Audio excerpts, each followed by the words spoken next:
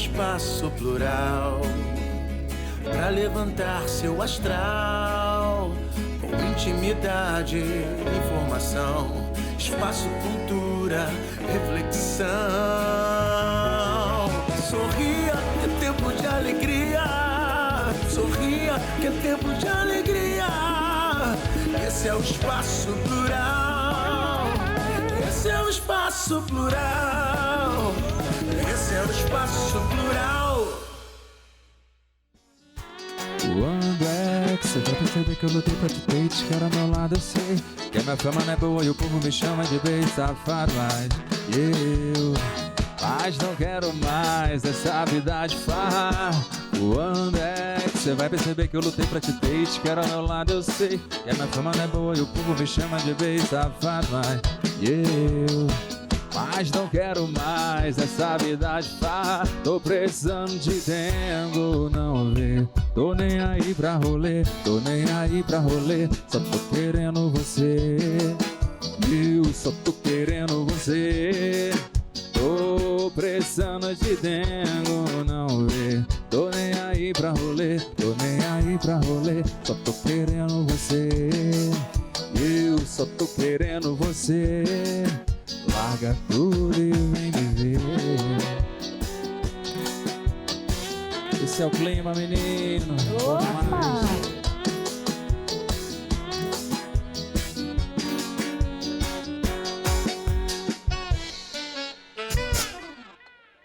Eita maravilha! Gente, que alegria estar aqui de novo com um conteúdo maravilhoso. Alto astral já está garantido, né? Não preciso nem provar nada. Vocês viram já? Só como é que esse pessoal que está aqui, esse Dream Team, está antenado, já estão animados com a música do Michael Almeida. Calma. Olha, o programa hoje traz muitas coisas maravilhosas. O tema, nós vamos falar sobre passados 40 anos do enfrentamento à epidemia de AIDS no Brasil. O que será que mudou na ciência e na sociedade de lá para cá? Apesar do HIV ainda ser uma epidemia ativa, os dados do Ministério da Saúde mostram uma queda de 24% nas mortes. E isso se deve ao amplo acesso à saúde e à medicação oferecidos pelo SUS. Para falar desse assunto, eu recebo o vice-presidente da ABIA, Associação Brasileira Interdisciplinar de AIDS. Gente, muito obrigada. Nossa atração musical fica por conta do Michael Almeida. Quem te acompanha hoje, Michael?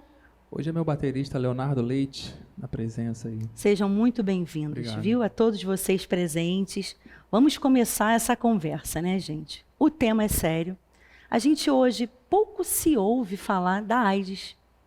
Apesar dela ser uma pandemia, né, que foi gerada, a gente começou a ter ciência dela na década de 80, nada se fala ou quase nada se fala.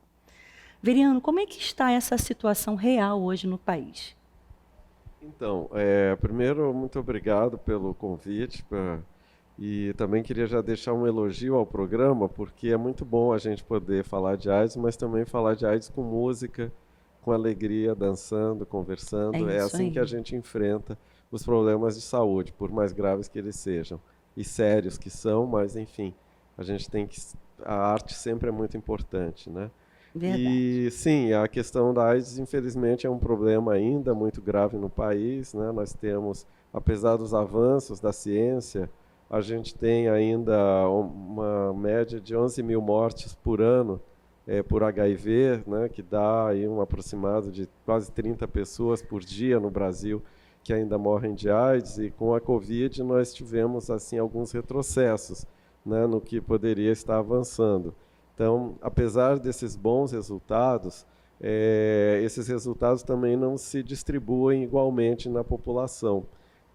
Tem setores da população que ainda a AIDS apresenta um número alto de casos, altas taxas de mortalidade, a desigualdade que existe no país. Por exemplo, na questão da população negra, afro-brasileira. A gente teve, segundo o último relatório da UNAIDS, que é o Programa de AIDS das Nações Unidas, nós tivemos um aumento de casos de AIDS na população negra, 10% maior do que na população branca. Isso também na taxa de mortalidade, 10% mais de negros, de pessoas negras morrendo mais do que os brancos. Então, quer dizer, é uma questão que, apesar dos bons resultados, dos remédios que nós temos, né, de termos conseguido estabilizar a AIDS em diferentes setores e até apontar uma queda no sistema, num quadro mais geral, mais amplo, quando a gente olha isso em determinados setores, a realidade é bem diferente, ainda com casos complicados e, enfim, sem falar no estigma, né, que não acompanhou as boas mudanças no lado clínico. Então, assim, o estigma ainda é o grande obstáculo para a prevenção e o tratamento, apesar de todos os avanços, apesar desses anos todos. Veriano, vamos tirar algumas informações que eu acho que a gente ainda tem uma dúvida. A pessoa trata do HIV ou a AIDS? Então, hoje em dia, a gente tem uma política no Brasil que se chama o tratamento como prevenção. Então, as pessoas, a partir do momento em que elas são diagnosticadas com o vírus, ela deve iniciar imediatamente o tratamento. Quer dizer, justamente para evitar que ela desenvolva, chegue até o estágio da AIDS, né? E também para diminuir o seu potencial de transmissão para outras pessoas. Então, por isso a gente tem essa política. Na verdade, são duas, né? Testar e tratar, ou seja, todo mundo que testa resulta positivo, vai tratado, deve começar imediatamente o tratamento e as pessoas também, essa é a ideia do tratamento como prevenção, né? Prevenção, a AIDS enquanto doença e a prevenção enquanto não transmissão para outras pessoas. Então é isso, as pessoas tratam o HIV e tratam a AIDS, é assim. Infelizmente no Brasil, como a gente está falando, né, ainda, enquanto que em alguns estados essa vinculação ao serviço, ao SUS, ela é imediata, ou seja, a pessoa testou e vai.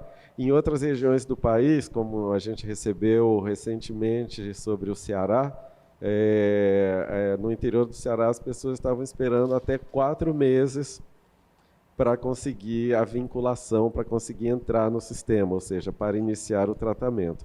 Ainda isso para moroso. quem já está com um ou outro sintoma, é um tempo muito grande e pode levar essa pessoa a já entrar num quadro de AIDS. Então é o que eu te digo, a política é boa, alguns resultados são bons, mas como eles se distribuem, ainda é um grande desafio, né, para a gente aqui no Brasil. Veriano, atualmente, qual é os dados de mortes por AIDS no Brasil?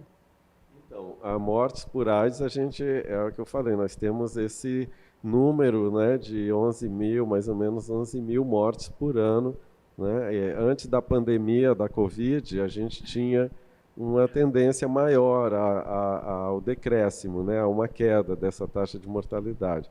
Mas nesses 2 últimos anos, provavelmente por conta da sobrelotação dos serviços, por conta das dificuldades das pessoas durante a pandemia de se deslocarem até o serviço, né, de saúde, houve muitos atrasos em consultas, houve muitos atrasos em diagnóstico, inclusive para tratar uma pneumonia, por exemplo, né, fazer uma broncooscopia, uma colonoscopia, exames assim, quer dizer, a Covid atrasou muito o tratamento de AIDS.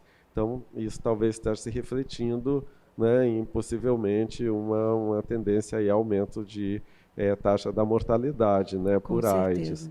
Então, e a gente, infelizmente, aqui no Brasil, nos últimos 4 anos, as campanhas de prevenção foram praticamente nulas no nível federal. Então, muito pouco expressivas quando chegaram a existir. Então, isso também é um fator que cria desmobilização, cria desatenção e favorece não só a propagação de novos casos, como até mesmo a própria o tratamento e a mortalidade. Quais são os sintomas da AIDS e qual é o exame que precisamente diagnostica se a pessoa está ou não? Então, a AIDS não tem sintomas, né, assim, específicos.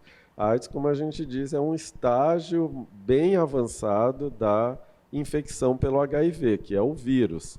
Então, quer dizer, as pessoas com HIV que não se tratam, né, que não conseguem fazer um bom tratamento, essas pessoas vão desenvolver a AIDS, que é um conjunto de infecções oportunistas, como a gente chama, quer dizer, são infecções que se aproveitam de um estágio do sistema imunológico já muito debilitado, e isso leva a pessoa a desenvolver essas infecções, que são pneumonias, que são infecções por fungos, né, por vírus, que normalmente as pessoas não adoecem disso, mas com o sistema imunológico muito afetado pelo vírus, pelo HIV, essas pessoas desenvolvem essas doenças, e quando chega nesse estágio, é o que a gente chama de AIDS. Quer dizer, os testes para diagnóstico que existem hoje, atualmente, são testes que detectam o vírus, ou anticorpos para o vírus. Quer dizer, hoje em dia, antigamente a gente tinha que fazer, era um exame de sangue com retirada, né? O ELISA tinha que retirar com a seringa, demorava às vezes 1 semana, 2 semanas, até mesmo 1 mês para a pessoa pegar o resultado, que era uma espera terrível e que se perdia tempo. Atualmente nós temos testes rápidos que as pessoas podem até comprar na farmácia ou fazem, deveriam, né? A gente acredita que a maioria dos postos de saúde estejam oferecendo. Torcemos por isso. E em campanhas, né, que em 20 minutos a pessoa teria o resultado, né? E, claro, sempre quando é um resultado positivo se vai a uma confirmação com outros testes, mas os testes básicos hoje em dia o resultado é em 20 minutos e detecta se a pessoa tem ou não o vírus, a infecção pelo vírus, né? Aí ela deve ser imediatamente referenciada para um serviço de saúde do SUS para iniciar o tratamento, porque o tratamento é feito só no SUS. Boa. O medicamento é só distribuído pelo SUS. Então, hoje o tratamento, quando a AIDS chegou, né, que a gente descobriu ela no Brasil, ela foi muito associada com uma doença de homossexuais, né? As pessoas acharam que as pessoas que eram homossexuais iriam vir a óbito por conta da relação sexual. E com o tempo a gente viu que não, que a gente também poderia contrair através de tendo parceiros, né, sendo hétero ou homo, e também corria esse risco. Muitas pessoas se foram, infelizmente, acometidos pela doença, e outros conseguiram fazer o tratamento e vivem uma vida dentro de uma normalidade, graças às medicações que foram colocadas no mercado, que chegaram de acesso para alguns. Como é que está hoje essa questão do tratamento para esses pacientes?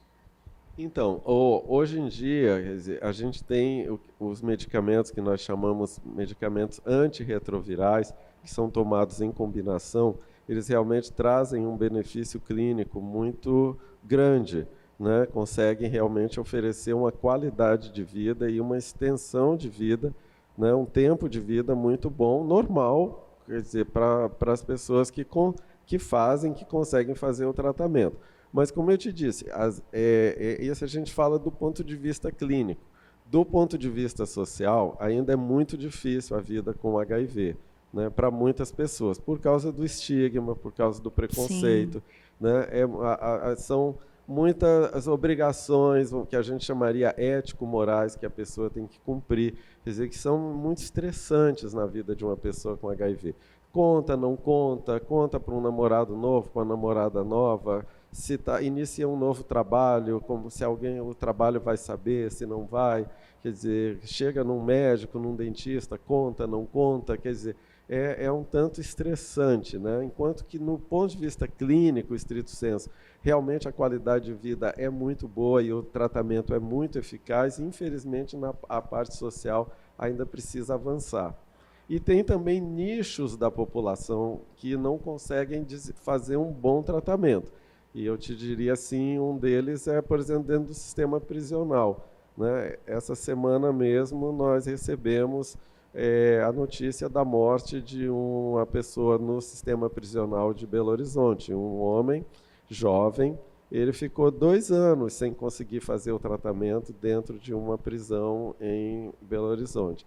A família se desesperou porque a sua situação física foi se deteriorando, quer dizer, a sua situação clínica, e pediram socorro. Então, as ONGs e os próprios serviços de saúde se mobilizaram e conseguiram tirá-lo da prisão para colocá-lo num hospital de referência, um hospital adequado ao tratamento de AIDS. Infelizmente, a situação já estava tão avançada que ele faleceu.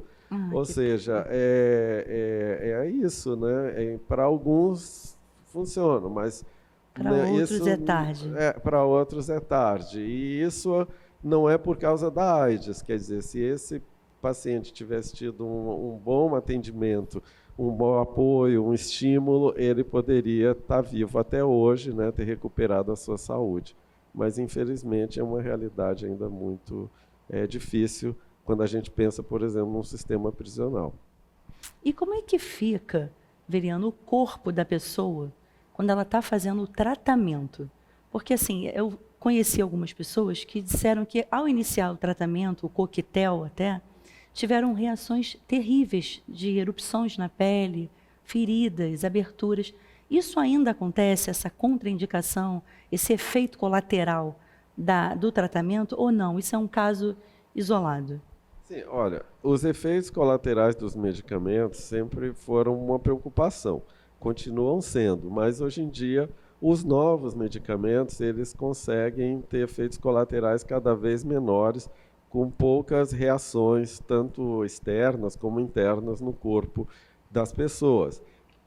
Então, isso é um grande avanço. Por isso, nós aqui no Brasil, no nosso trabalho, a gente faz uma pressão sobre o governo, né, sobre o Ministério da Saúde, para que nós estejamos sempre incorporando novos e atuais medicamentos para o HIV, como também para outras doenças, como a hepatite, como a tuberculose, enfim, medicamentos com cada vez menos efeitos colaterais que não tragam tantas reações e problemas para as pessoas. Mas isso é uma realidade. Quando o tratamento começou, lá pelo ano 96, no final, né, na segunda metade da década de 90, os medicamentos eram, sim, muito fortes, traziam muitos efeitos, o que a gente chama de lipodistrofia, dislipidemias. A lipodistrofia é uma alteração na imagem corporal por causa de atrofias, de perda de massa muscular, enfim, distribuição desigual de gordura no corpo, quer dizer, isso causava realmente problemas, né, de alteração corporal muito complicado e que acabavam reforçando o estigma, né, que a pessoa já sofre, o estigma social. Mas hoje em dia os medicamentos já conseguem não ter mais esse tipo de efeito, né? E existem novos medicamentos que a gente espera trazer para o Brasil nos próximos tempos e com ainda menos efeitos colaterais, né, no metabolismo das pessoas, né, efeitos, não evitar problemas cardiovasculares, entre outros, né? Muito legal. Como é que a gente pode dizer? Uma pessoa, ela é soropositiva ou ela está soropositiva? A gente, na verdade, a nomenclatura que a gente usa é as pessoas que vivem com HIV, né? Essa é a questão. Quer dizer, as pessoas vivem com esse vírus. E vivem, de fato, com esse vírus, né? Então,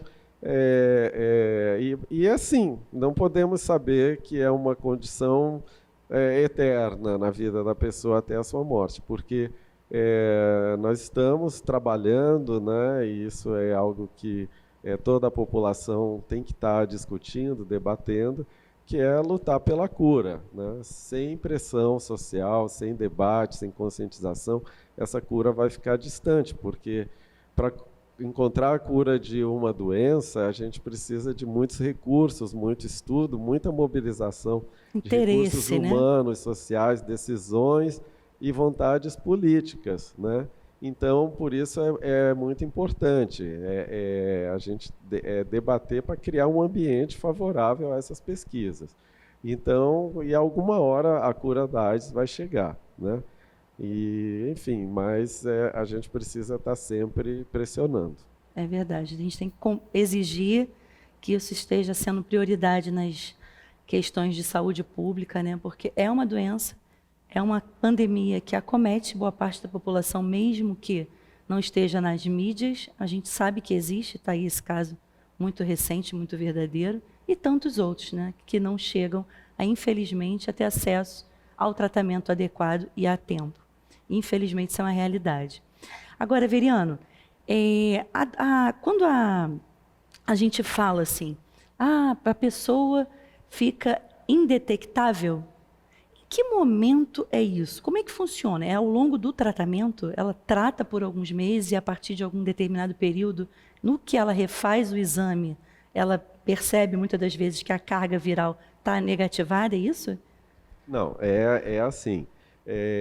Um dos exames atualmente para o controle, quer dizer, que as pessoas com HIV fazem para controlar, saber como é que está a infecção, é um exame que a gente chama assim popularmente de carga viral, é um tipo PCR.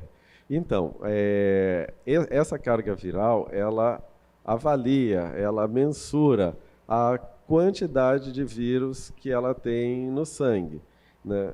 E há um determinado momento que se a pessoa, né, está em tratamento há mais, por exemplo, de 6 meses, né, sem outras DST, né, ela sem ter entrado em AIDS, em quadro de AIDS, quer dizer, essa pessoa chega um momento em que o exame não consegue mais detectar a carga viral, não consegue mais detectar vírus, por exemplo, na corrente sanguínea daquela pessoa. Olha. Nesse momento, se diz que a pessoa está indetectável para esse tipo de exame. Não quer dizer que ela negativou, ela continua soropositiva para o HIV, mas a quantidade de vírus que ela tem no seu sangue é tão ínfima que o exame, apesar de que são exames extremamente precisos, eles não conseguem mais detectar o vírus. Nesse momento, a pessoa também deixa de transmitir o vírus para outra pessoa. Ela se torna indetectável e intransmissível, né? É algo que ainda é muito pouco discutido. Sim. Por causa do estigma, né? Por causa dos preconceitos, mas essa é a realidade. Esse é um dado que já está, vamos dizer assim, acordado, consensuado na comunidade científica internacional. A partir do momento que a pessoa está indetectável, ela não transmite mais o HIV para uma outra pessoa. Significa que ela não vai usar mais camisinha? Vai, porque existem outras DST, sífilis, gonorreias, enfim, que exigem precaução, exigem prevenção. Mas já é um grande alívio porque descola um pouco, quebra um pouco esse preconceito, sim, essa fatalidade, né, de que a AIDS, só pelo fato de uma pessoa ser soropositiva, ela imediatamente é um vetor de transmissão, como se fosse um mosquito, né, um vetor de transmissão para outras pessoas, e não é bem assim. E ajuda a, por exemplo, casais, né, onde um é soro, que a gente chama os casais soro-discordantes. Quer dizer, quando um é soro-positivo, o outro é negativo. Então, esse casal tem um planejamento familiar, quer engravidar, enfim, então fica muito mais fácil, tanto para a mulher como para o homem, tomar as decisões a respeito de saúde reprodutiva, de planejamento familiar, paternidade, maternidade. Então, isso hoje em dia realmente é uma realidade. Que bom, né? Graças a Deus, com certeza. Bom, gente, vamos chamar agora aquele momento cultural, literal, entre palavras, o nosso espaço de literatura. Solta a vinheta.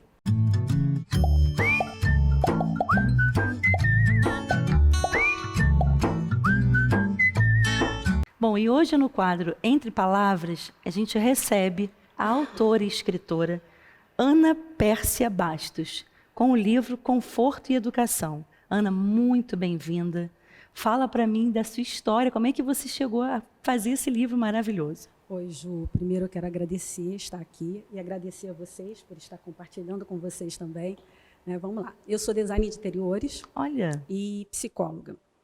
E esse livro ele surgiu da minha pesquisa de mestrado em diversidade e inclusão na Universidade Federal Fluminense. Por quê? fui professora por muito tempo, né? Por 18 anos. E eu sempre via como que o impacto, né, como que o ambiente impactava no aprendizado das crianças, né, de como eles ficavam mais tranquilos quando o ambiente estava mais organizado, estava com uma iluminação melhor, um tipo de cor, com menos informações, né, somente as informações que eu gostaria de passar, né, de trabalhar naquele período. Então, isso tudo fazia com que eu repensasse o espaço, né? Eu estava sempre com aquilo ali na minha cabeça. E aí eu mudei, né, de profissão, passei da área da psicologia e da educação para design de interiores. Nossa, e foi um salto, né, Ana? Um salto, assim, Mas era uma coisa que eu sempre gostei, né? Eu sempre gostei dessa questão de você estar... O espaço me incomodava, tinha lugares que eu ia, até hoje. Eu vou a lugares que aquilo não me faz bem. Meu filho fala assim, mãe, você não consegue esconder quando você está num espaço que alguma coisa não está te fazendo bem. Então, isso, na verdade, sempre teve no sangue, mas eu fiz uma volta maior para chegar. Exatamente. Faz parte. Exatamente. Eu trabalho com ambientes saudáveis. Eu estou aqui escutando o Veriano falar, e eu até queria perguntar isso. Posso só fazer um gancho? Claro, a gente porque tá em casa. Você falou que ele pode ter o vírus, mas ele sempre chega a AIDS. Para ele, só assim, para eu fazer um gancho comigo. Sim. Ele sempre chega a AIDS, ou se ele tiver com a sua imunidade controlada, isso vai ajudá-lo a não chegar à doença? Né? São duas coisas que eu acho que são importantes, por quê? Porque o ambiente, ele ajuda na imunidade. Se a gente souber trabalhar, ele ajuda na questão da doença. Então, você, ao invés de ter um ambiente insalubre que adoeça as pessoas ou que ter um curativo, exatamente, sabe, reforce aquela doença, aquela alergia que você tem, a dor de cabeça, a falta de concentração.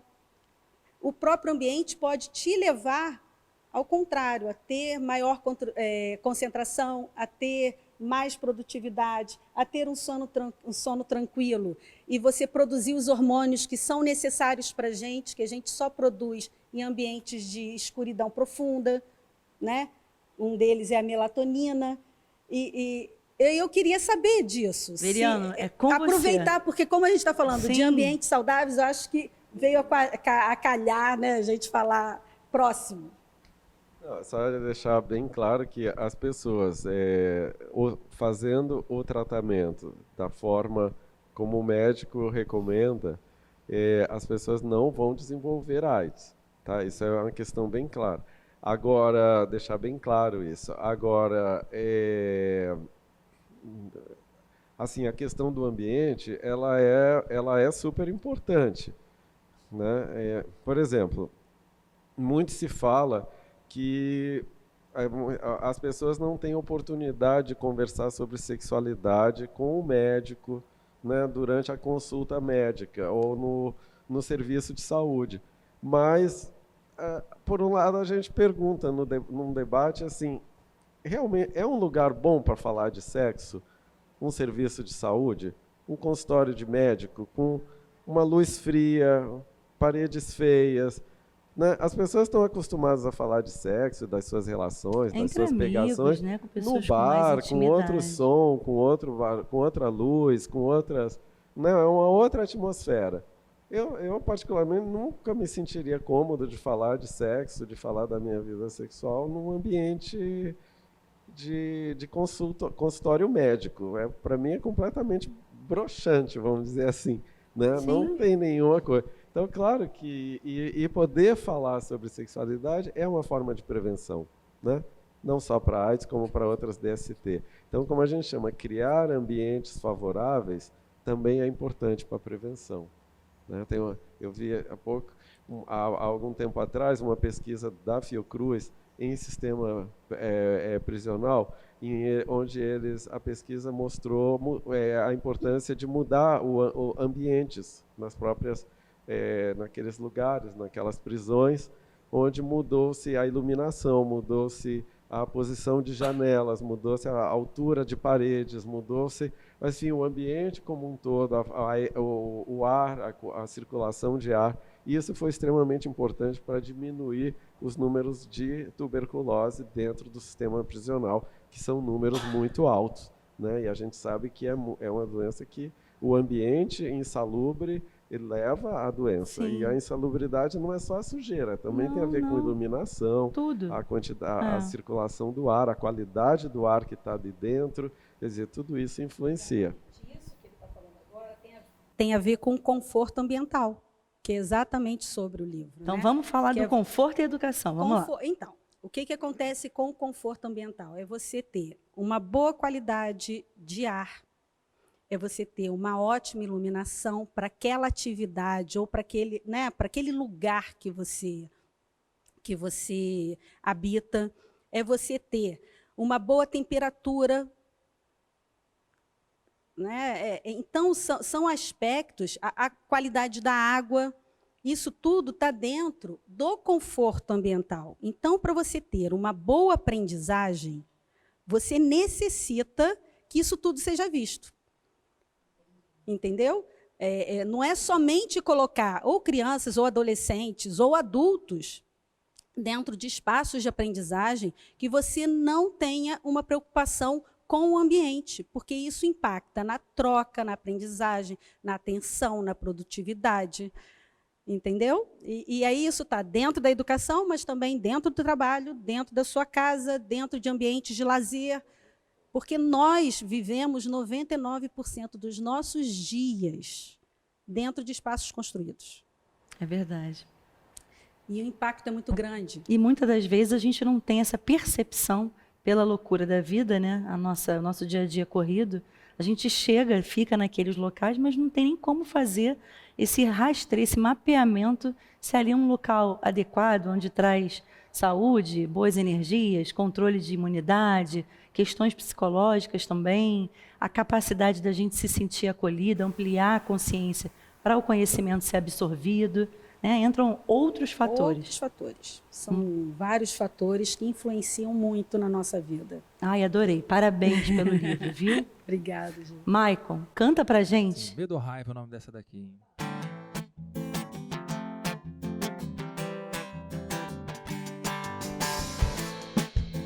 Simbora dançar, gente. Assim. Meu coração já não aguenta mais, é sempre essa frescura, vai e volta atrás. Quando tenho vontade de te ver, diz que não tá legal, pra você tanto faz. E quando sumo, fica procurando, fica perguntando o que aconteceu. Meu Deus do céu, mas que menina doida, se você não sabe, muito menos eu. Tá com medo ou raiva de se entregar?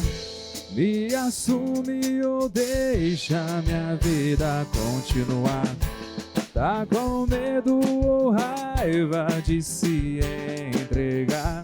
Ficar em cima do muro não vai adiantar. Vai ou não vai? Vai ou não vai? Vai, vai, vai, vai ou não vai? Vai ou não vai? Vai ou não vai? Vai, vai, vai, vai ou não vai?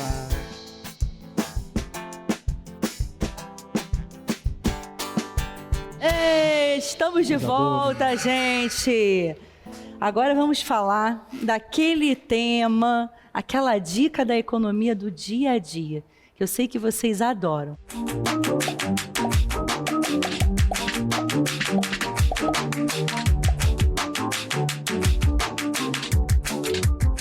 Hoje a gente está recebendo aqui o consultor financeiro Renan Diego, que vai nos ajudar a organizar aqueles temidos boletos, naquele momentinho com uma escassez financeira, mas pode ser sanado e bem administrado. Não é verdade, Renan? Parabéns, obrigada pela sua presença. Com toda certeza, é um prazer estar aqui, podendo falar um pouquinho sobre educação financeira para esse Brasil todo aí. Ai, muito bom. Fala pra gente, como administrar? Olha, o primeiro passo, né, é a gente entender exatamente o nosso planejamento financeiro mensal. A maioria das pessoas, elas não têm clareza de quanto elas recebem. Parece, né, não, eu sei quanto eu recebo. Não, você sabe quanto está no seu contra-cheque, Mas quanto que entra na sua conta? Né? Às vezes já desconta plano de saúde, desconta uma série de coisas, INSS, e quando vem para sua conta você está contando lá com um salário de 3.000, mas está chegando lá 2.500, 2.300. E aí você começa o teu planejamento ficar perdido ali. Então a primeira coisa é quanto que entra na sua conta, né? Entrou X, dali você vai começar o teu planejamento. Eu só posso gastar aquele X, eu não posso ultrapassar.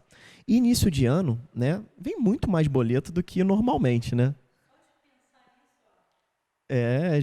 Então é para todo mundo. Quem tem muito dinheiro, quem tem pouco dinheiro, os boletos chegam, né? E o ideal, né, uma primeira dica para quem está aí no início do ano, é analisar aqueles boletos que você tem desconto para pagar à vista.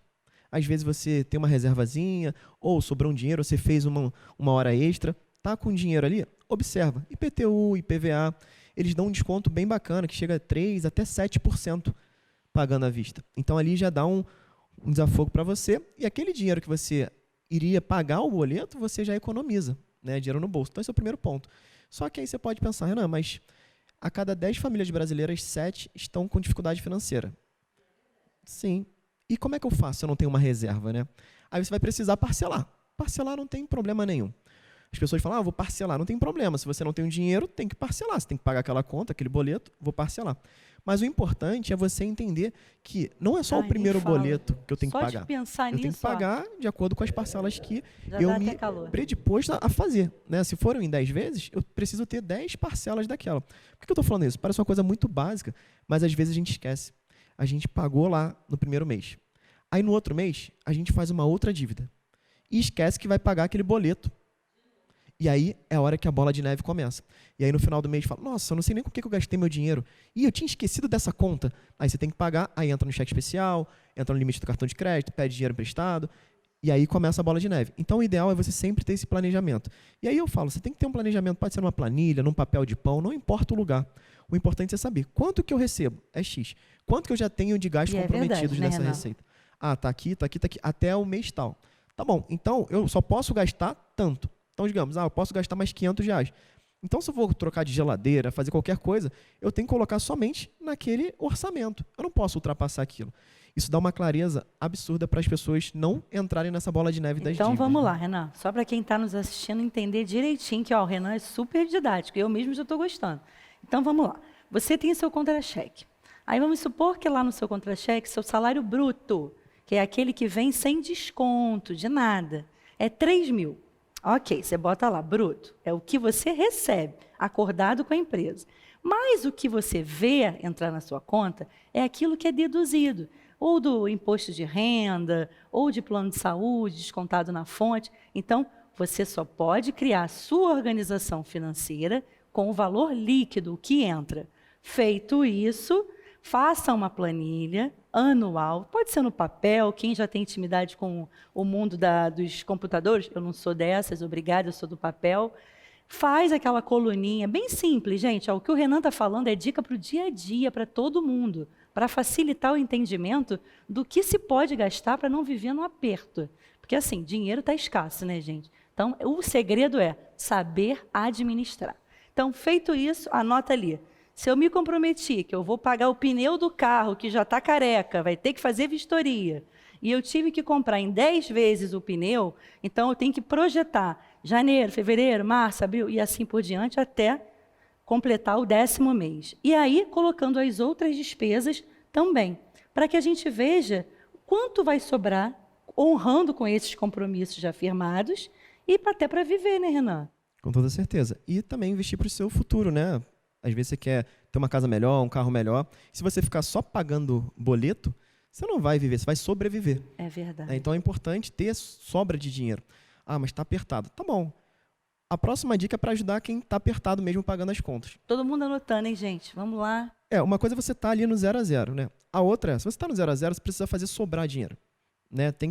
Eu costumo dizer que tem que transbordar. Né? Que seja que transborde R$1. Mas está melhor que no mês passado? Que bom. Comemora. Como é que a gente transborda? Se o teu salário já está comprometido, você precisa criar outras fontes de renda. E como que eu crio outras fontes de renda? Uma dica aqui que é clássica, a pessoa pode fazer agora em casa. Olha em volta da sua casa. Você vai ver alguma coisa que você não utiliza ou não utilizou nos últimos 3 meses. E que você, se for parar para ver, você não usou nem um ano.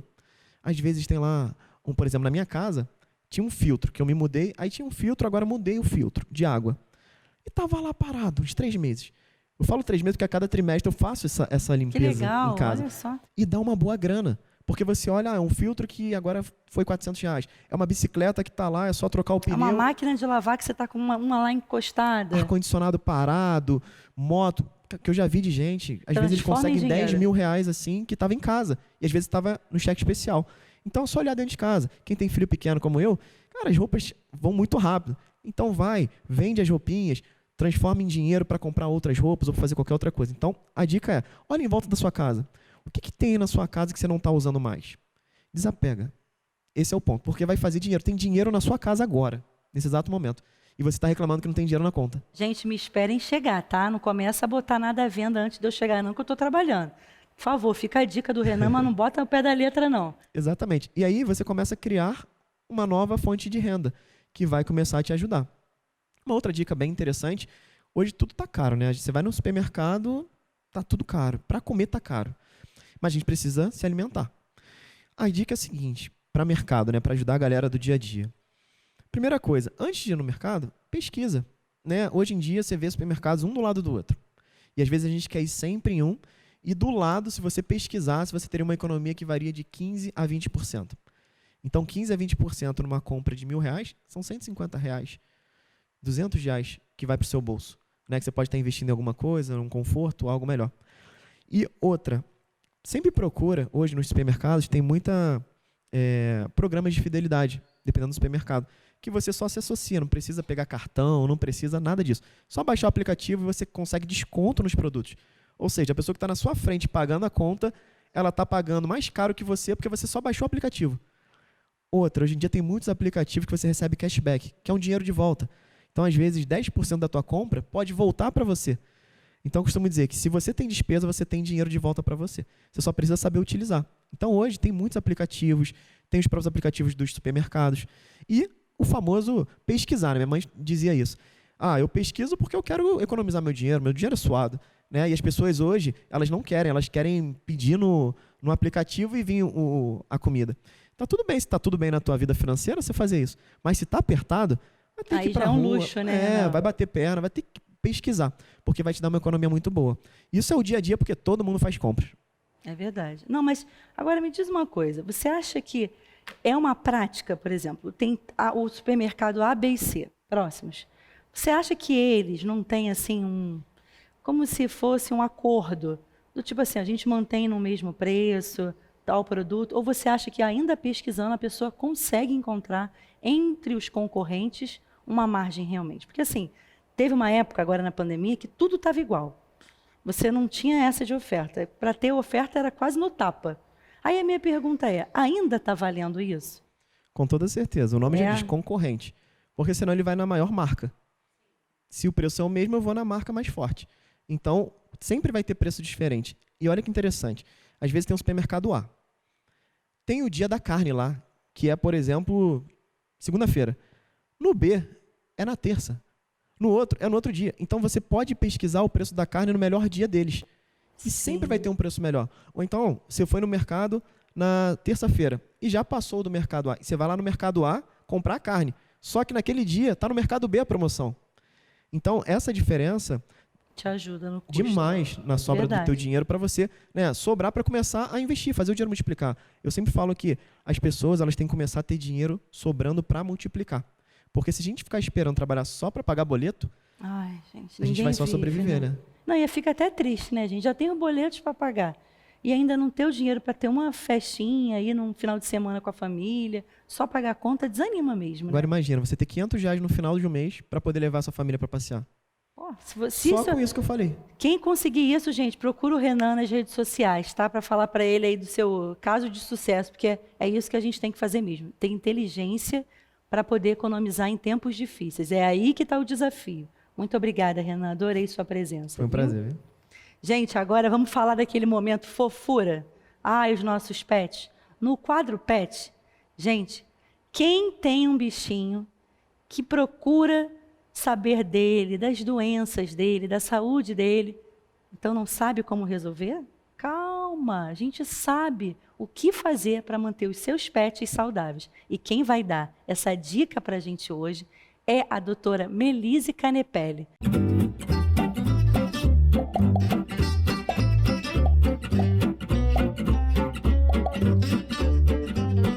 Melise, prazer, seja muito bem-vinda. Muito obrigada. Fala pra gente, como identificar os problemas de saúde nos cães e quais os mais comuns? Pets, né, na verdade. Assim, a gente tem que trabalhar sempre com medicina preventiva, sempre prevenir que algo não aconteça. E para que não aconteçam doenças, você precisa eventualmente levar ao veterinário. E isso começa a partir dos primeiros dias de vida. Você leva o seu cãozinho numa consulta pediátrica e ele vai conversar com você sobre as vacinas, vermifugações, alimento, o próprio ambiente, o enriquecimento ambiental para cães e gatos é muito importante, porque tem vários problemas comportamentais, como transtorno de ansiedade de separação, hábitos destrutivos dentro da casa. Então, tudo isso precisa ser prevenido. E a gente previne indo ao médico e pegando informação, porque educação é tudo. E as principais doenças que acometem, além das comportamentais, são as doenças virais, que são prevenidas por vacina. E doenças dermatológicas, que é a maior parte da clínica veterinária, são alergias. Então, também cuidando do ambiente, limpeza correta, banho correto.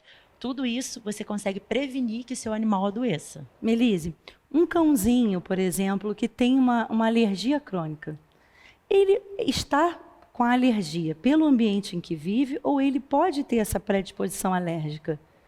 Ambos. Ambos? Existem doenças que refletem na pele sem ser da pele. Existem doenças endócrinas, doenças gastrointestinais, que refletem no problema de pele. Mas existem também problemas de pele propriamente dito por conta da sujeira do ambiente. E não necessariamente sujeira, como também o excesso de limpeza. Então, se você limpa com produtos que têm muito cheiro, isso pode gerar problemas alérgicos dermatológicos e respiratórios nos cães. Então, é sempre bom ficar de olho nesses dois quesitos. Para a pessoa que tem um pet, mas, poxa, eu não tenho muito dinheiro para deixar minha casa limpinha para o meu pet, qual produto que a gente encontra que seja acessível e que não prejudique a saúde do animalzinho? Tem 2 produtos muito baratos e hipoalergênicos, que é o hipoclorito e o quaternário de amônia, que existem várias marcas comerciais que têm esses produtos. Então, quais são? Fala devagar para a gente ouvir. Gente, anota aí. Dica da Melise. Hipoclorito e quaternário de amônia. Existem muitas marcas comerciais. No mercado a gente encontra, Melise? Muitas. E, assim, produtos fáceis de achar e muitos conhecidos na mídia. Não precisa ser necessariamente um produto veterinário que é muito caro, mas existem coisas mais fáceis. E, assim, próprio álcool 70. O álcool 70, se você passa e depois de evaporado você volta com o seu animal, ele não vai ter alergia. O importante é sempre voltar com o animal para um ambiente seco. As pessoas, às vezes, passam um pano úmido com aquele produto, mesmo o produto sendo hipoalergênico, e volta com ele, úmido.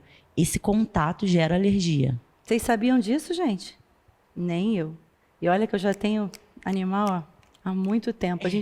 Quando alguém fala assim, tá com probleminha na pele, compra tal marca que é veterinária. E você compra e não resolve. Aí você diz, não é possível. Se o veterinário não está resolvendo, como é que vai ficar essa alergia? E aí, olha... É importante, todos os produtos, mesmo os hipoalergênicos, é o animal não ter contato.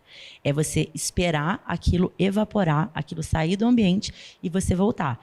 Eu falo assim, se você está limpando a sala, deixa o seu cãozinho ou o seu gato no quarto. Se você está limpando a cozinha, sempre trocando de ambiente, para ele não ter contato. Se você, não sei se o seu cão tem alergia, mas costuma refletir muito essas alergias de contato na barriguinha. É essa região aqui, né? A região que fica deitadinho no chão. Muito bom, olha, depois vamos trocar umas ideias, que eu estou gostando dessa conversa. Gente, nosso papo está maravilhoso, mas eu vou ter que chamar o intervalo. Mas antes disso, Maicon, canta pra gente. A gente volta já. Simbora. Bora, Leonardo, puxa aquela aí, menino. Vamos lá, meninos. É com vocês. Simbora dançar, gente.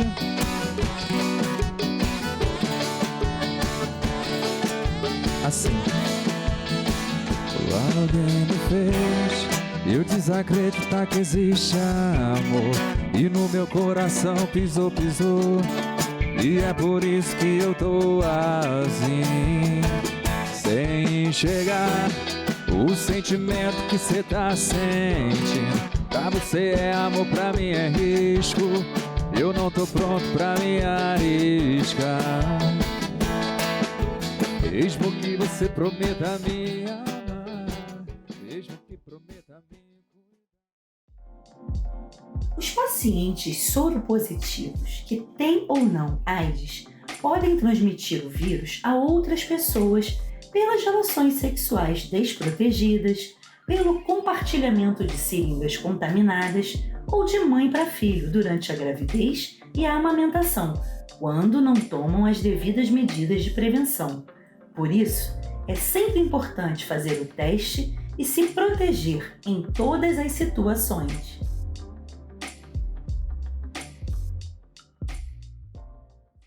Esse é o espaço plural.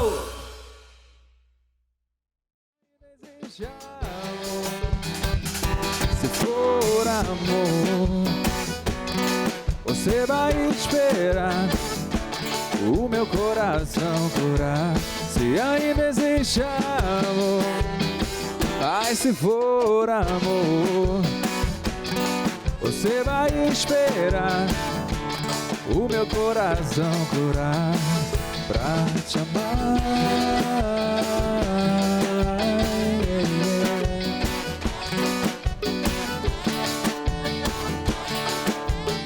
Coisa boa.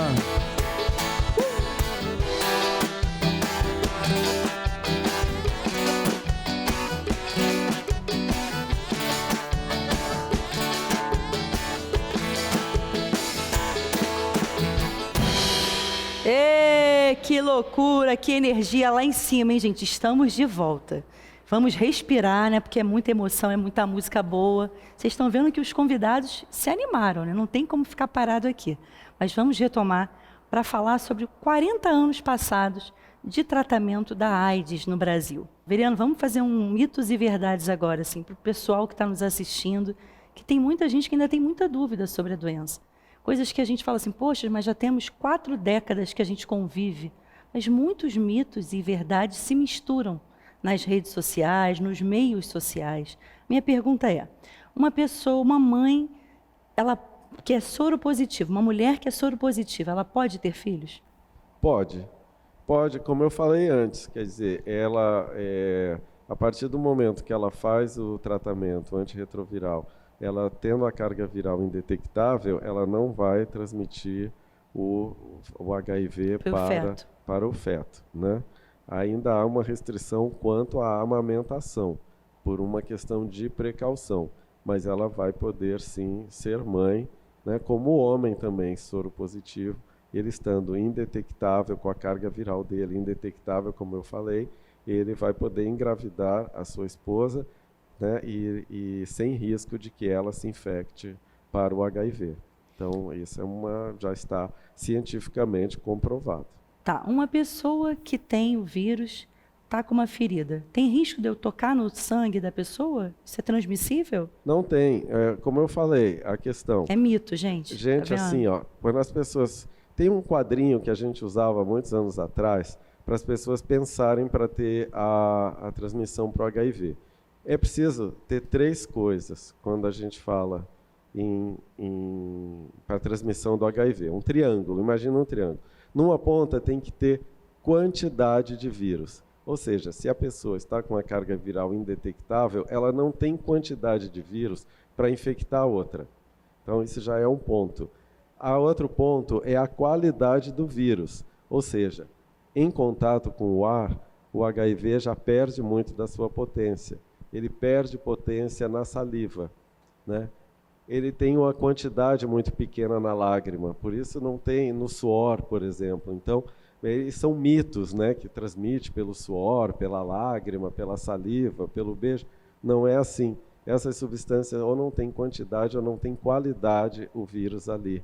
O vírus também, numa pessoa que está em tratamento, a qualidade desse vírus também é uma qualidade já muito deteriorada. Então, esse outro ponto do triângulo, a qualidade, estando alterada, seja por efeito do medicamento, seja pelo efeito do ar, né, do ambiente, ele perde essa qualidade. E o outro ponto é a forma de transmissão.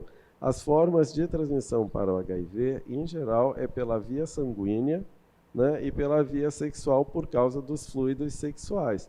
Então, assim, lágrimas, suor, essas coisas não infectam. Cuidar usar, beber no mesmo copo. Beber no mesmo copo, usar o mesmo talher, a mesma toalha.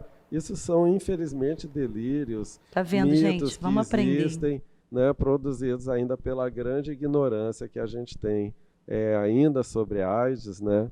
Por isso é sempre muito importante fazer campanhas, criar espaços de fala, criar espaços de escuta, né? Inclusive, essa questão, outro dia a gente estava indo falar de mosquito. Aí pensa bem, no mosquito, tem quantidade suficiente de vírus dentro de um mosquito para fazer uma infecção para HIV? É mínima. Quer dizer, a qualidade, quer dizer, o mosquito, o vírus está lá no estômago do mosquito, está sendo digerido, tem os sucos gástricos, alterou já. E a forma de transmissão não é sexual, não é sanguínea. Então, quer dizer, a gente tem que raciocinar, né? Levar as pessoas a raciocinarem. Por isso é muito importante campanhas, espaços de fala como esse que a gente tem aqui, de poder falar, de poder dizer, como dizia o Betinho, a gente enfrenta a AIDS falando. É assim que a gente quebra com esses mitos, né? E traz a informação, e mais do que a informação, o conhecimento consistente para que a gente possa tomar boas decisões na vida a respeito de sexualidade, de paternidade, enfim, de saúde, né? Com certeza. Gente, olha, o programa foi delicioso, muito bom. Obrigada, Renan, Melise, todos vocês, meninos da banda, Maicon, muito obrigada de coração. Gente, está chegando aquele momentinho, já com o pé no final de semana, né? Aí aquela agenda começa, vários convites, várias opções. Vamos dar uma olhada no que vem aí no nosso quadro Agenda, com as dicas culturais. Eu te falei que eu fui professora do Estado? A boa para o fim de semana na Cidade Maravilhosa é conferir a peça A Lista, com Lília Cabral e Júlia Bertoli, filha da atriz. A peça estará em cartaz até 26 de março, no Teatro dos Quatro, no Shopping da Gávea. Lília interpreta Laurita, uma aposentada que estabelece contato com a vizinha Amanda, vivida por Júlia. O encontro detona um turbilhão de sentimentos, lembranças e muitas descobertas. Essa é imperdível, gente! Depois do show histórico no Rock in Rio 2022, o Coldplay volta ao Brasil para o show Music of the Spheres World Tour, que se apresenta no Estádio do Morumbi, em São Paulo, nos dias 17 e 18 de março. A turnê, aqui no Brasil, apresentará as músicas do último álbum, lançado em outubro do ano passado, além, é claro, dos grandes sucessos da banda. Um dos mais emblemáticos projetos da carreira de Luan Santana, o Luan City, vai ganhar continuação. O novo DVD será gravado no próximo dia 18 de março, no Estádio do Mineirão, em Belo Horizonte. A gente não pode deixar de conferir esse espetáculo brasileiro. Ai, maravilha, hein? Todo mundo já vai ver aí qual é o evento que vai no final de semana. Com certeza, tudo certo. Não vamos deixar de criar um momento de lazer, hein, gente?